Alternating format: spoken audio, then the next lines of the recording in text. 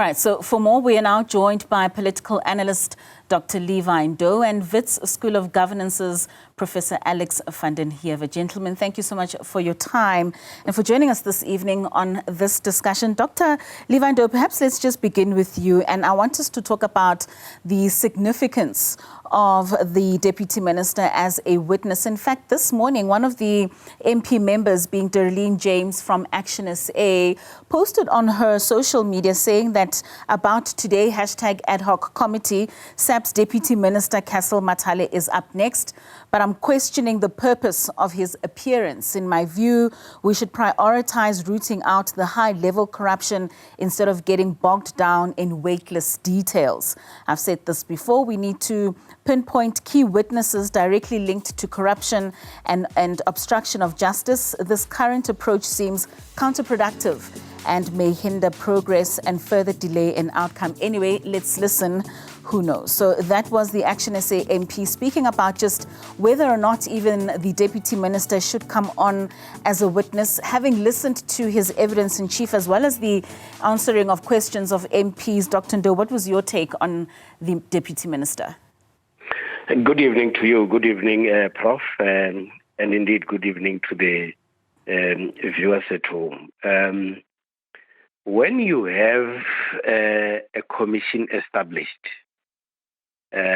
which would serve a number of purposes, I think you need to be as patient as possible because it is through a commission that you are able to establish whether indeed there was wrongdoing, and also are able to identify the main role players so that when you act, you are therefore able to have a proper and deep understanding of what has been going on in the department or on the matter that you are trying to investigate.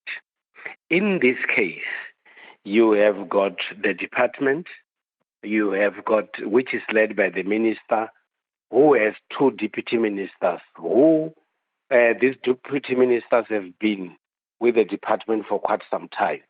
And if you have to go back with the Mkhwanazi press briefing, he spoke about the rot having started way back and counted a number of other ministers. So my view is that the best way to do would be to even get those who are working together and those who are working together with the current minister in order to be able to get a deep understanding of what really happened. Even though we still have a long way to go, Deputy Minister Mathale's statement today made us all clear that indeed what Minister Mchunu said is correct, that he wrote the letter or the directives on his own during holidays, and he did not consult even his own deputy ministers. It also confirms what others who have appeared in the ad hoc committee have indicated, that they feel that they could, Minister Mchunu has not done thorough consultation with other colleagues in the department. It also confirmed that it appears as if there was no proper handover between former Minister Cele and Mchunu. I think this is a crucial information that we need to get so that we are able to know and understand how deep these issues are, because you don't have to go to a commission, go out and bring recommendations that are not based on the broader understanding of what has been going on in the department. And my view is that indeed we need to be as patient as possible, right, so that we are able to get all the necessary information that is required. So, Prof, do you agree that we need to be as patient as possible in order to bring in as many parties as possible for them to be giving all sides of the story, as opposed to what the MP had said, that this may hinder progress and give a further delay with the outcomes? Yeah, I don't think it was a useless intervention. I think there was valuable information that's provided. And it's also quite revealing, because it also revealed that you have a deputy minister with no real functional role in the police ministry, which is also very interesting and raises other issues quite aside from this inquiry. But I think that the information he provided, as opposed to evidence, I mean, he provided his perspective, which concurs with other people, Mkhwanazi as well as Becky Chelly, that essentially this was an inappropriate potential instruction given to close the PKTT. And I think that is obviously a very crucial issue, because at the end of the day, if you had an ulterior motive in making that, sending that letter, whether it's called a directive or whether it is in de facto an instruction, really comes down to whether or not there was an ulterior motive, a purpose behind it that had nothing to do with the minister's true role as a minister of police, and that it was potentially something to do with a relationship that he has with outside parties who have an interest in the work of the police department.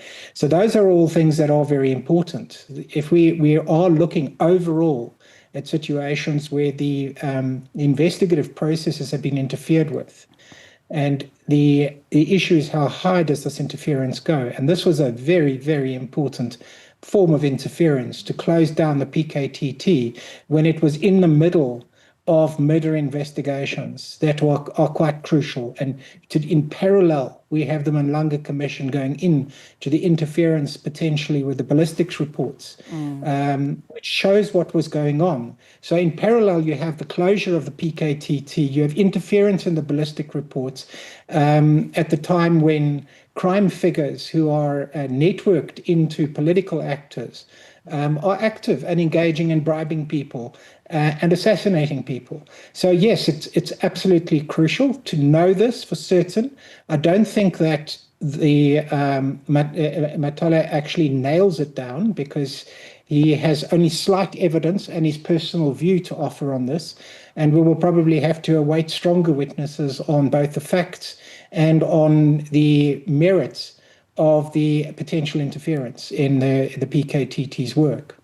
But Prof, I mean, what does the disjointed communication and the apparent lack of coordination between the minister and the deputy minister sort of reveal, not only about the political culture, but also about government institutions and just the culture within the police? Does this say anything to us? Well, it raises, again, what one is potentially looking at here is an attempt to ascertain a pattern, whether or not this was in fact an inappropriate intervention. And the evidence of an inappropriate intervention would be if it was carried out surreptitiously, it avoided consultation, it was carried through with an attempt to introduce it with immediate effect, because it was tied to things that were immediately impacting on essentially parts of the big five criminal networks that were in syndicates that are in operation. So there's a question of the culture of engagement, or whether this was a specific intervention because there was a major conflict of interest that was at play, that was causing this behavior. So yes, the behavior is very suspicious if he did not consult. What has been revealed all the way through, for a decision like this, if it was a policy decision, policy decisions would require that you go through a process of engagement. If it's very serious, now this would be an intervention in active investigations. This was an instruction, it came across as an instruction to immediately shut up shop. It didn't say close your investigation slowly, it said close down one closing reports.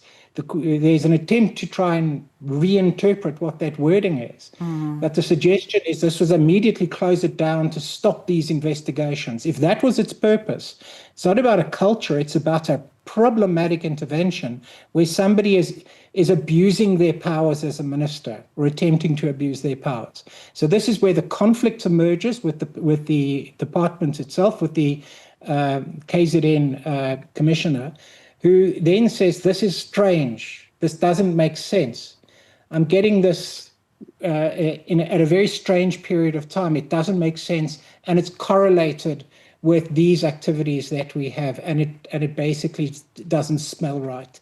So I think that the picture is emerging and becoming clearer. Right. But Mchunu is in a difficult position because he's going to have to justify or show that he was actually acting in the public interest when he acted. Dr. Ndou, I mean, speaking about how the minister had acted and also the deputy minister admitting that he only learnt about the PKTT disbandment on social media and he was just as shocked as many of us, surely you would expect that at the very least the minister would consult with the deputy minister, given that he has served in the police ministry in the previous administration.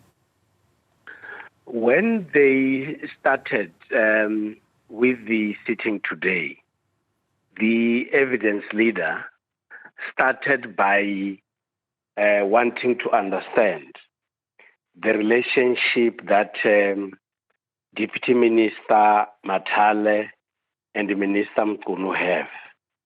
And as explained there, they appeared to be having a long relationship that they established whilst they were both serving in the different structures of the ANC. And that created a situation where everybody else would assume that it will be easy for the two with each other. And what we therefore found today, even in the past, is that in the space of 5 months period, when the minister got into the position, he appeared not to have had time even to sit down properly with the deputy ministers in order to get a sense of an understanding of the dynamics in the department.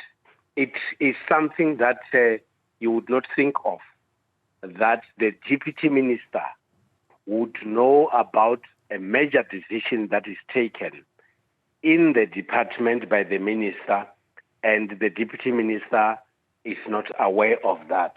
Right. And it is quite interesting that he had to get this information through the media.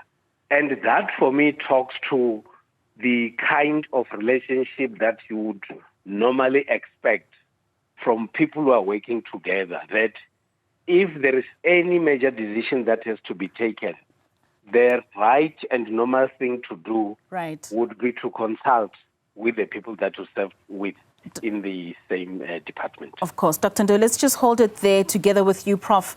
We'll continue with this discussion. Remember, you can also send us your views right here on The Late Edition. Do stay with us. Welcome back. We are discussing all the events that took place today at the Parliamentary Ad Hoc Committee that is probing interference in the political and criminal justice space.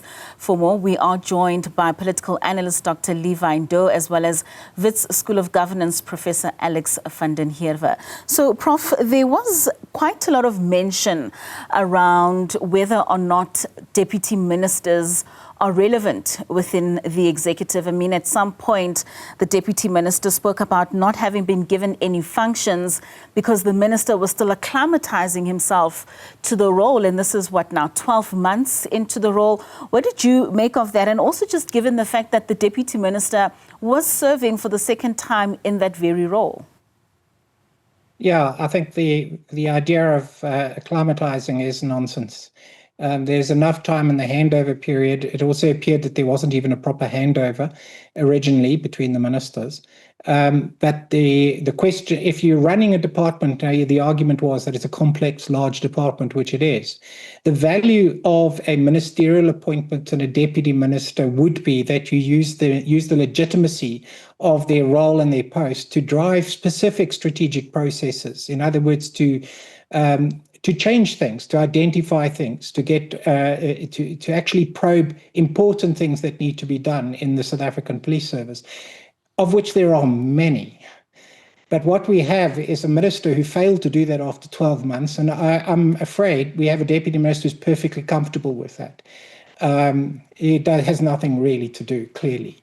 And that's deeply problematic, and it suggests that these posts are allocated for reasons other than to actually work in the public interest. These are very expensive positions, and for that a resource to be so squandered really raises concerns about what is going on. So what you would have expected is that the minister did delegate a role, a function, give them some authority to operate, and provides a real strategic activity for them to engaging in. That's what you need from a deputy minister. They're not there for operational purposes.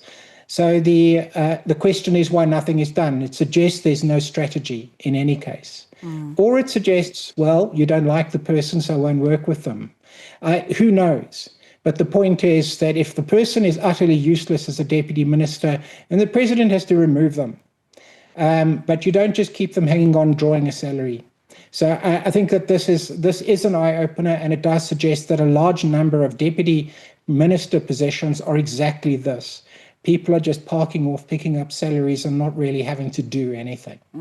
Dr. Ndou, I mean, the SC, in speaking on this very same issue, asked the deputy minister if then the minister can be qualified as a constitutional delinquent. What would you make of that?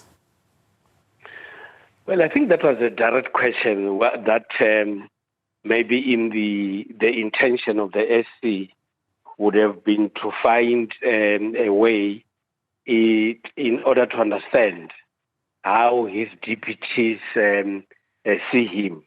I think he wanted to get a view as to whether they have confidence in him, whether they feel that South Africans have been